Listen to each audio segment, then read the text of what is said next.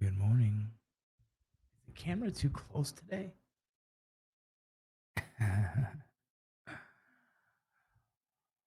It's fine. I was trying to do this like live on Facebook, the events, right? Schedule an event or whatever the case, but I couldn't figure it out. So back on StreamYard. Good morning.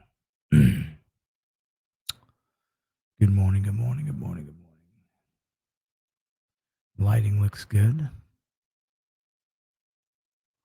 I figured out this whole out thing. Oh man. Oh, there we go. Okay. Mm, mm, mm, mm. I like the screen. Sorry, I mess with the screen on my side. You don't see it, but I do. Solo layout. Okay. Good morning. Good morning. Good morning.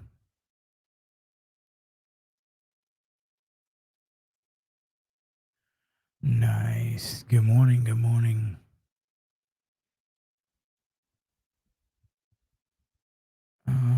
Vincent, I don't remember. Let me see. Let me see. Grow your picture a little bit. I know. Good morning, y'all. Good morning. Hey, did you guys see the blog I wrote? Yeah. It's an interesting one. I did a lot of research for that one. I thought it was interesting. So, those of you who haven't read it yet, um, I got the veteran.com website up, and on there, there's a blog section now. And in that blog section, let me see. My phone's not on silent. Text me. Not on. Go right. Um, yeah. So in the blog section, there's a blog there, and the blog is about veteran representation in Hollywood. And I wanted to go into veteran.com and then go to the blogs. And then there's only one blog. I'm going to start putting a lot of blogs on there so you guys can kind of pick my brain. But it's veteran.com. Spell veteran with a B.com, and then you can go check it out. I got a few shirts on there too. If there's a ranger in the bunch, you'll like one of the shirts. It's pretty cool. Either way, whatever the case. Thank you for the happy birthdays to my daughter. It is her 1-year birthday today. Kind of crazy. Time has flown.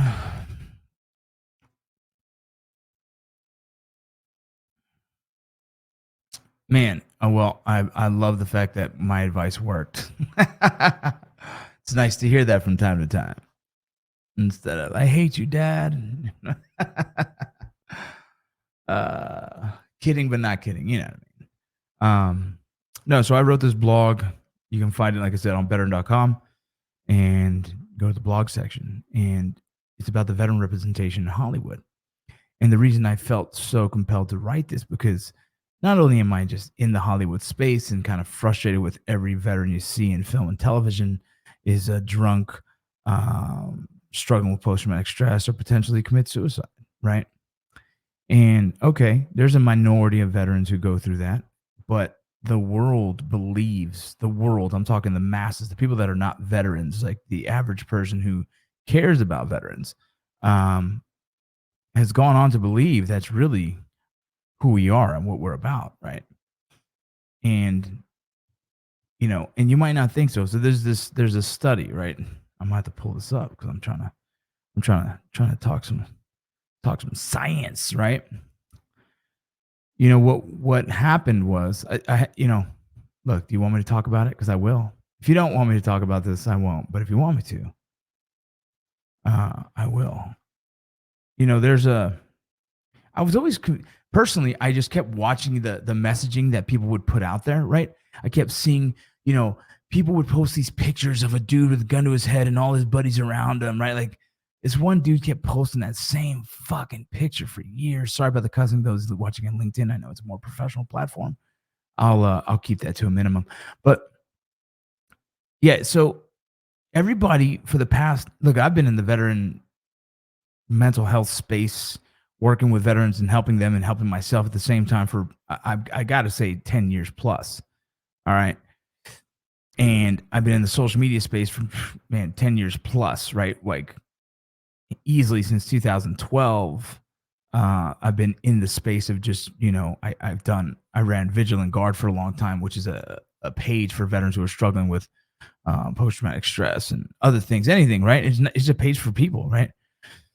And so, it's evolved watching social media and how it's used, watching people and how they talk about it, and watching, kind of like the ins and outs of mental health on social media, and people starting to tell those stories more and more. And as I've watched it more, I've realized, like, man, we're not doing a good job. Like, we're doing the kind of the opposite, right?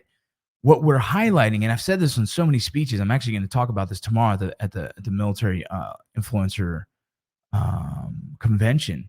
I'm genuinely going to talk about this subject right here, right now. So if you guys are not going to be there, well, you're going to hear it right now.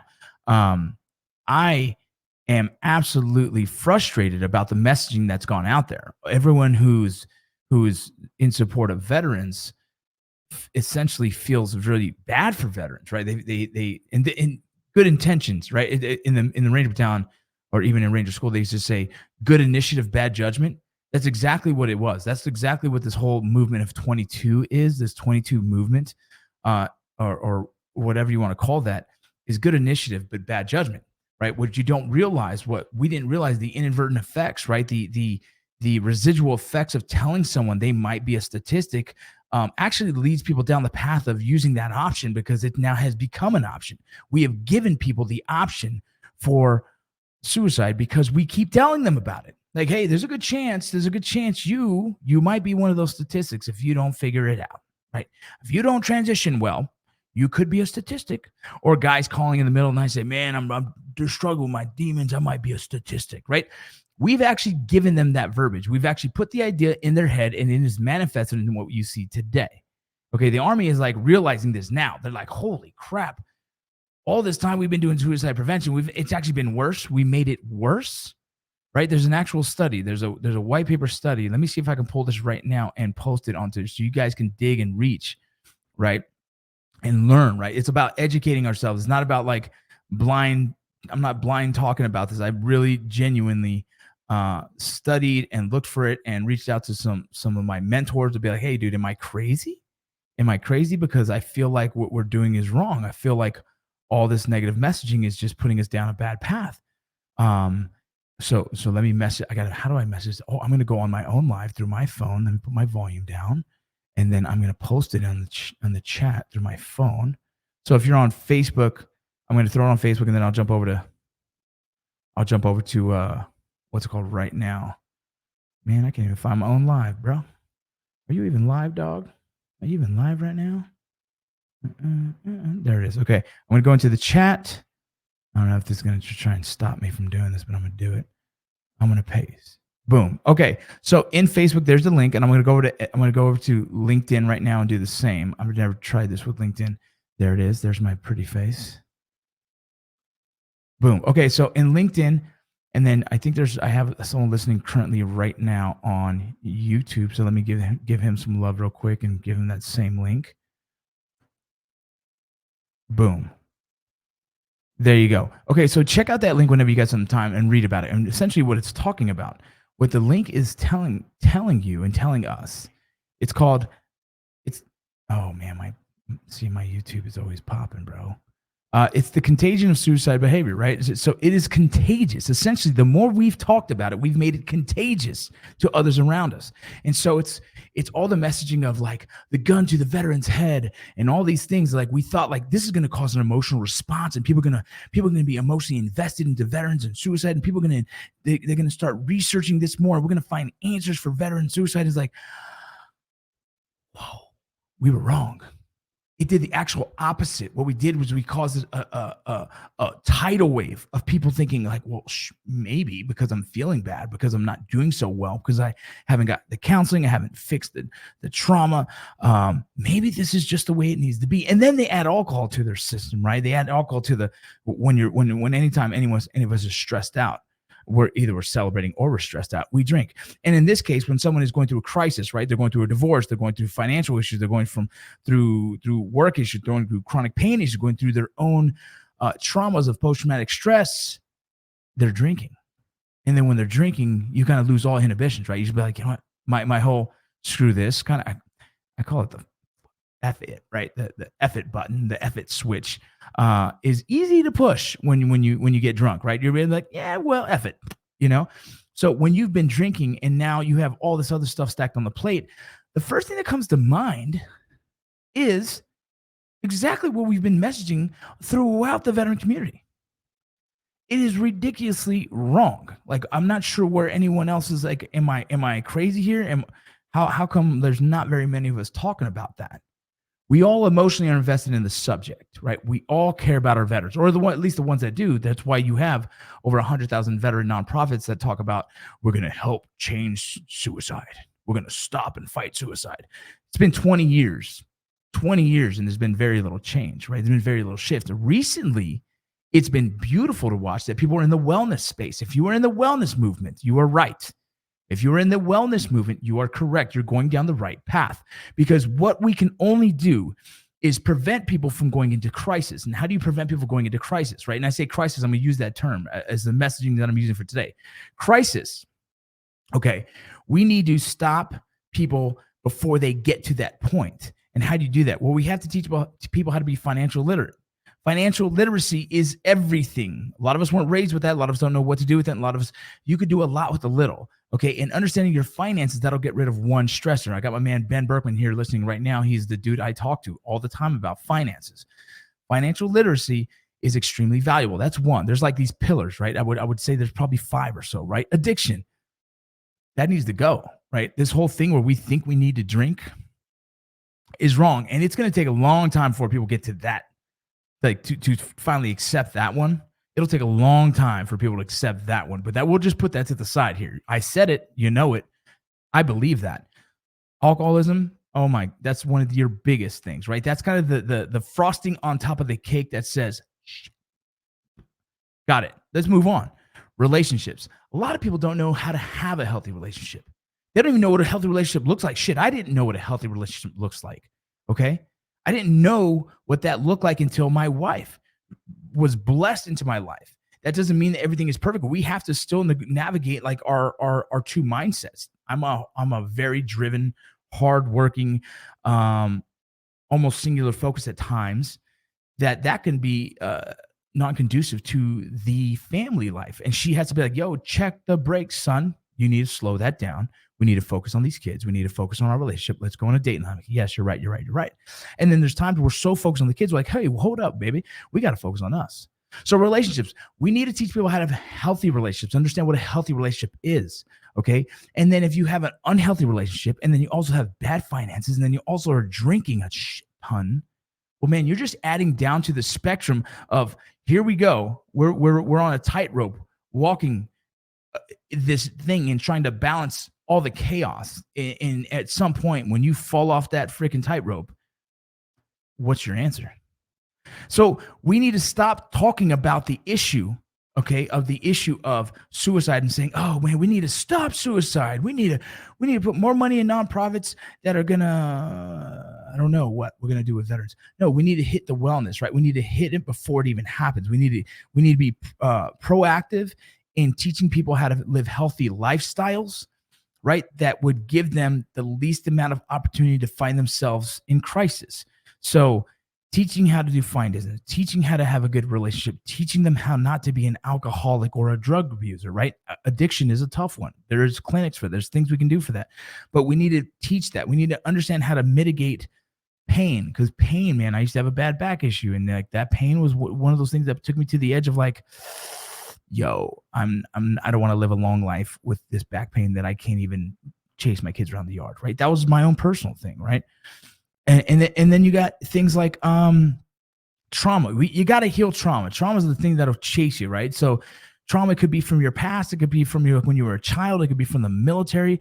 Veterans don't have the monopoly on trauma. So like, I want everyone to know this, like, we don't own that space. If you're human, it's a human thing, right? So it's it's existing in life, you can potentially have trauma. Almost, I don't think there's any other human in the world who's lived this perfect life in a bubble, because everyone has their trauma. Their trauma is the spectrum, right? What's trauma for me might not be trauma for you, so on and so forth. So understand that. So sometimes as veterans put ourselves in this little pocket and say, no one understands me. It's like, yeah, we do. Like the fundamental aspects of trauma, we get it because we've all been through it, right? You know what I'm saying? Like, oh, I've been abused. Okay, well, so have I, right? Things like that. Like we are not alone, right? We're not alone on an island suffering through life. We're all kind of suffering this life daily, right? We all got to find a way to mitigate that suffering the best as possible so we can actually enjoy this life, right? Like that's really what we're doing here. We're trying to find a way to mitigate trauma, mitigate madness, right? The world is kind of mad, right? Things happen. And then at the same time, like as long as we're taking care of ourselves, like we have to know like things will pop up, right? Life will find a way to humble you, right? And so are you in a good position to take that, like that humility, that kick in the nuts when you're not expecting it, and being able to be like, okay, cool, I can get past this. I can dust myself off and get back in the box and take another swing at it. That's just the reality of life. We're all gonna suffer at some point with something, right? Like there's always gonna be death. Like that's just the inevitable, right? And then there's always a potential for something to come out of nowhere. COVID. When COVID happened, like whatever you believe in, it doesn't matter. It all affected us financially. I mean, most of us. It affected me financially. You know, I went from like excited about going to Mayans, and then like, okay, well, in between Mayans, we're not even filming for another 8 months. So what now, right? So that changed a lot of things in my life. And so luckily, I was able to find a way to balance that by getting another job on the side, whatever the case. So continuing on the conversation is the veteran community had good initiative, but bad judgment by jumping on the most negative aspect of being a veteran, what we should be doing. Okay. If you bring up a problem, you should have a solution, right? What we did was talk about suicide. What we did was give people these very emotional images and posted and shared and said, I'm here with you, brother. If you guys need me, I'm here. Like, we got it. But when someone's in crisis, they don't think to call. They're in crisis. They're seeing red, literally. And so my point to that is that we have not given them an answer. And so what the answer would be, okay, the answer would be we should be highlighting successful veterans. And I say that with like, we should be highlighting the doctors, the astronauts, the businessmen, the car salesmen. I don't care who it is. Anyone who's done something after service that is in a good, well-rounded place, who's not someone who has found their way. Because what you do then, you have the youth, right? The young veterans who get out of the military and they're like, where do I go? And you Google, like, what should I do next? And maybe you can find a list of the 50 of the most successful veterans in the world. And they can be like, well, cool. How can I be like them? They need something to chase. They need something to follow. They need someone to look up to. They need someone to want to emulate. Like, how can I be like him? Right now in acting, there's probably me, right? A lot of people, there's several people, but there's people that would be like, oh, I want to be an actor. Well, let me look up this veteran who's acting and how did he do it? And they could actually get a hold of me if they need to, but not even that. Let's talk about writers. There's a lot of successful authors, veterans, and they're making a career out of this. And we're not highlighting these people. We're not highlighting these successful individuals and giving light, right? We need to be able to create the beacon of light for them to follow. Because right now, the messaging that's just blanketed across the world is that they might be a statistic. That's wrong. There's no business ever. Let's talk about you social media marketing guys. There's no business ever that has found success of marketing their worst item or their biggest flaw or their lack of inept freaking capabilities of being a good business. Like, nobody's talks about the negative. Like, there's no one that says, hey guys, I'm not going to lie to you. These products, we're screwing you over, right? No one's going to say that, right? No one's going to talk about the negative. No one's marketing the negative, but for some reason, everyone championed behind the most negative aspect of being a veteran, like the most negative aspect. And then we forget that this suicide thing, it's a phenomenon in the United States of America that is taking over everyone, kids, law enforcement officers, men, everyone's. Suicide is an issue that has to be, we have to figure out what that is. And then maybe it's because we talk about it so damn much too. I don't know, but I do know you're just as likely to be in that position as being a civilian in the United States of America than you are a veteran right now. That's like, the numbers are ridiculous. They're astronomical. And then, so how do we help everyone across the board? Like, we have to really start working this wellness space of finding a way to mitigate all these stressors that put people in that position, right? So then what I did, I was like, man, how can I address this, right? How do I focus? Let me see if my wife's typing. How can I, oh, no. Okay, good. Boom, boom, boom, boom, boom, boom. Cool. Moving on. All right. How can I look at this whole thing about veterans and suicide, and how can I take a step back and take an out of the box approach to this? How do I fix someone before they break? And I say break, I was just using that as a term, but how do you fix someone before they break? Well, let's get to how do you raise someone to have resiliency? Because the root of this, I believe, is good resiliency. If you have strong resiliency, you can take a hit on the chin, no point intended, but you could take a hit on the chin and be like, damn, that sucked. Okay, let me fix it. I can do better, right? It's like this when you get a divorce, right? If anyone's ever gotten a divorce, there's two ways of doing this, right? You can go to the bar and drink your life away, or you can go to the gym and get better for the next person. There's only two ways of doing this. You either get better or you get worse. You let it own you and just crush you, and you never find yourself ever again. Or you be like, you know what? Okay, I can do this right next time. And then you actually fix all the little issues you did in your first marriage, so then your second marriage is hopefully healthier, right? That's the same thing. In life, we have to be able to take these unexpected blows and be able to come back from that and be like, okay, fine, that's going to happen. Continue moving. And so I just step back and be like, okay, what are the things? What are the little issues that people struggle with, right? Finances, yes, all the time. That was my biggest stressor in my life, when I'm like, oh my God, what am I doing? I don't know how I can get out of this. I'm calling people for bankruptcy lawyers. I'm trying to figure it. Like, I've been to that point where I'm like, am I going bankrupt, or am I going to just drive off into the sunset and never show up again? Like, that's how I felt trapped.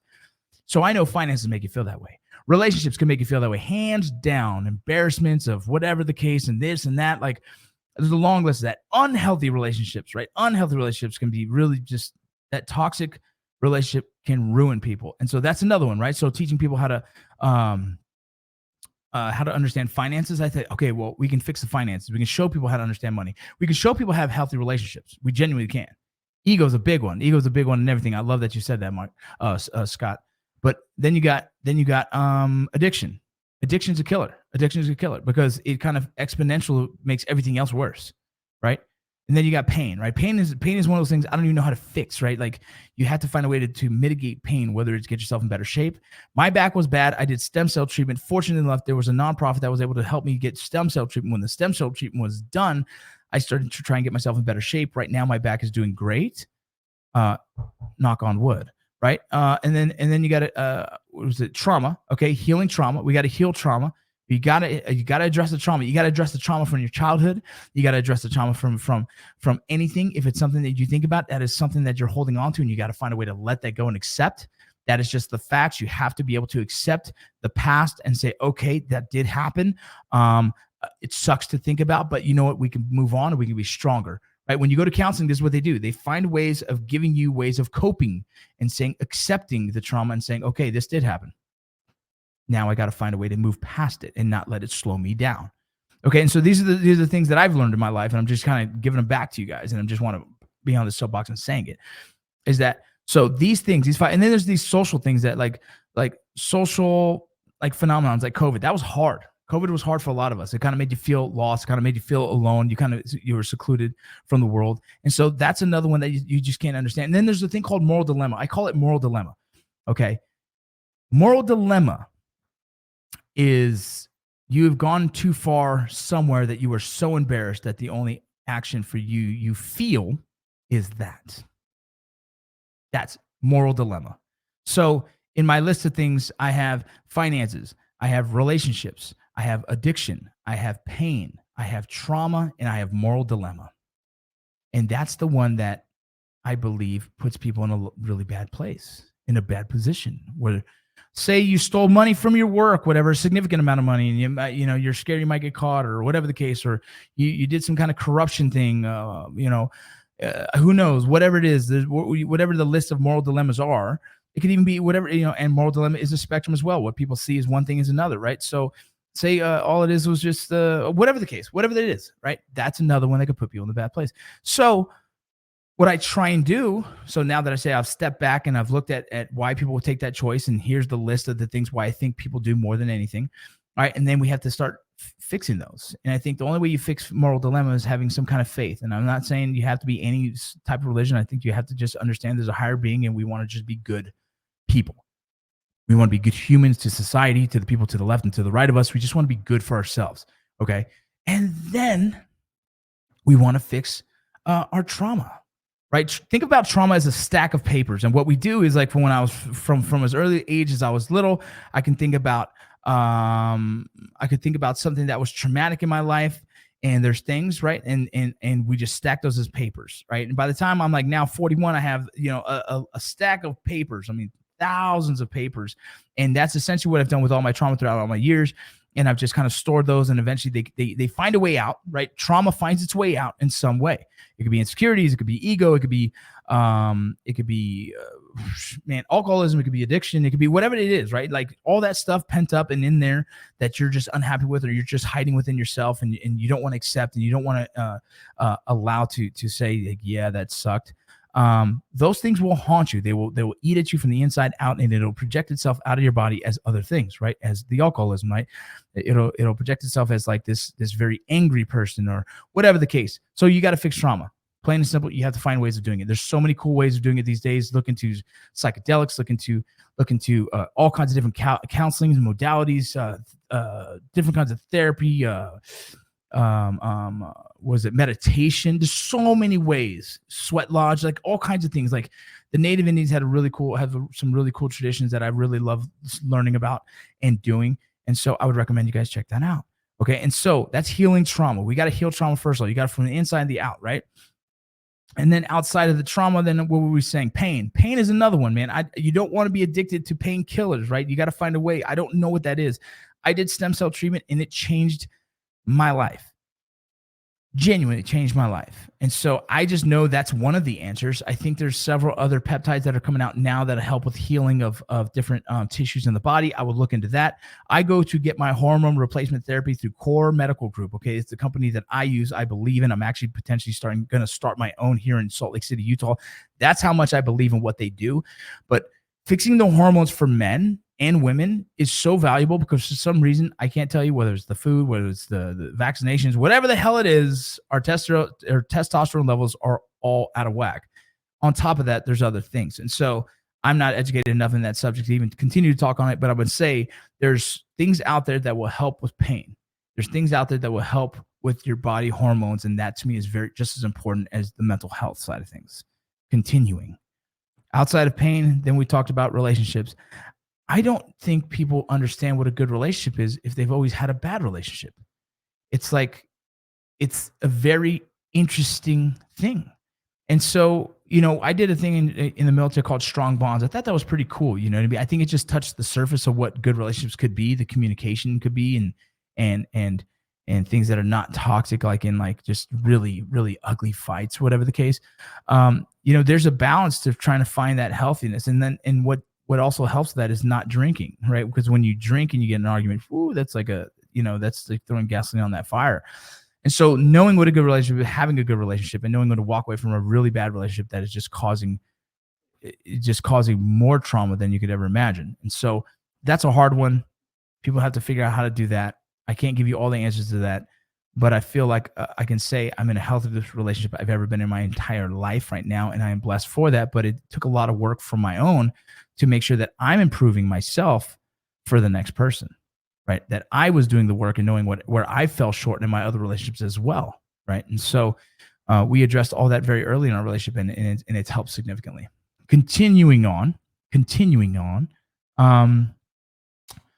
What was the first one? Oh, financial literacy. Dude, I have screwed everything up and fixed it twice. Trust me when I say this. Like, I have made a ton of money and blown it all, and then also didn't even understand what taxes was, and then owed a ton. And all these things like were such mistakes that it easily could have put me in a jam. I found my way through them. I've worked my way through it, and I'm still learning on how to get how to do smart choices in investments. Not cryptocurrency yet because I don't know enough about it, so I haven't touched it. But I'm learning just smart investments, putting some retirements together, putting those life insurances together. I'm doing these things. I was paying those bills, getting off credit, and I've been able to do that, fortunately enough. But trust me, there was many years where I felt like I couldn't breathe. There was many years where I felt like one paycheck was paying off a credit card, which one credit card was paying off another, and it was just like it was this reciprocating rat race of just trying to chase bills, and it was frustrating. And I felt like I couldn't breathe. I felt like I was constrained. Like I was like, I'm never going to get myself out of this jam, and I didn't know how to. You know what I mean? And so I've luckily been smart enough, and my wife is great with this. She's really the one who manages everything, and that has been able to put us in a place where, like, okay, cool, we can actually have a savings. Wow, that's weird, right? Like I can actually, if a car breaks, I can actually pay for that and not stress. And I'm not saying it's huge savings or anything like that. I'm not by any means. My point is that I've finally learned how to put a little away every paycheck and be able to have something for that just in case emergency that I've never had in my entire life. Never in my entire life. And so I say all this now is there's a long list of things. You guys might have to go back and listen to this video more often or more times, but we have to stop focusing on the most negative aspects and talking about suicide. What we need to address is how to have a healthier lifestyle, how to have a more healthier lifestyle so you don't find yourself in trauma. And that is how we start creating this movement in healthy veterans and healthy people, right? And so I say this like I'm now currently working with the Border Patrol, and I knew the military did this wrong. I knew the military's approach to it, and every nonprofit that's that jumped on board and really cared. I know they cared, but it was, like I said, good initiative, bad judgment. I now working with the Border Patrol in this same aspect and said, let's stop talking about it and let's show these Border Patrol agents how to have a healthy lifestyle, a healthy, well-rounded lifestyle, because that well-rounded lifestyle will lead them in a good path. And that good path means they have a long life, enjoying it with their family. And any kind of hiccups that happen in life, they're well suited and prepared for that. They have the resiliency to be able to adjust fire and continue the mission. And so that is what I'm saying in this whole speech that's taken forever to talk about. I'm sorry. I really want you guys to think about this. So all of you guys are in corporate offices, all you guys have these nonprofits, and all these people that have a heart for veterans, and you want to help veterans, help them live a healthy lifestyle. Okay, let's stop focusing on the suicide topic. And if you want to prevent suicide, you have to show people how to live a healthy lifestyle so that they don't put themselves in crisis so easily. There's too many people living at the red line financially, red line in your relationships, red line in your alcoholism, red line in your trauma. And they're not fixing those first. It's like you give someone who's never had $1 million, they're going to burn through it. If you teach someone who knows how to manage $1 million, well, that $1 million could last them a long time. It's the same in your life. Teach people how to live a healthy, well-rounded lifestyle, mind, body, spirit, soul, right? All that. And you will have people living a long, fruitful life. But if you're just telling them there's a chance they can be a statistic, trust me, they will take that chance when this crisis hits, and you haven't prepared them for that. You haven't given them the tools to deal with that. I would never in my life raise my kids and say, you might be a statistic, son. Yeah. I'm worried about you. I'm nervous. I think you might be one because, the world's telling me that. And so I'm scared for you. That's bonkers. You would never raise your kids like that. You're going to teach them how to be resilient. You're going to explain to them, like, here's life. Here's how to do your finances. Here's how look, if you break up with a girl, you should go to the gym. All these things. I would teach them all the ways of living a healthy lifestyle, understanding life and understanding that things happen. Shit happens, right? And we're going to keep pushing through it. Right? And all you veterans that are listening right now, I promise you this, no one's going to heal you besides you. You have to take the initiative. You have to look in the mirror and say, I want change. Cool. Let's start somewhere. Even if it's the smallest step in the right direction, start now. You veterans have to take life into your own damn hands and control your own destiny. That's the facts. Truth. If you're struggling with demons, go get help. If you need resources, hit me up. I have a long list of these bad boys. Trust me. I've used them all. Okay, so you guys need to start taking this into your own hands. You guys say, listen, I want to be good for my kids. I want to be good for my wife. Shit, I want to be good for myself. And if that's what you want bad enough, trust me, the answer's out there. You just got to do it yourself. Put in the damn work, and I promise life gets easier. Jesus. All right, I'm done. I love you guys. I'm out of here. I'm about to go talk to a middle school about something. I don't know. You guys go check out veteran.com. It's up, it's running, it's live. Go check out that blog. Please read it. And read the Hunter 7 Foundation, an incredible nonprofit that's working with veterans and cancers. Their studies are so scary. Listen, the numbers are there. Go read the blog. I want you guys to soak that all in and think about it. If you guys have any contacts in anywhere, the New York Times, anywhere, get that blog and email it to them or mail it to them and get them to post that thing, because the world needs to understand we are taking this approach to veteran suicide wrong. Okay? We're doing it wrong, and we need to fix that. Okay? It's up to you guys now. Now that you have the message in your hands, it's up to you. I'm out of here. I love you. I'm out.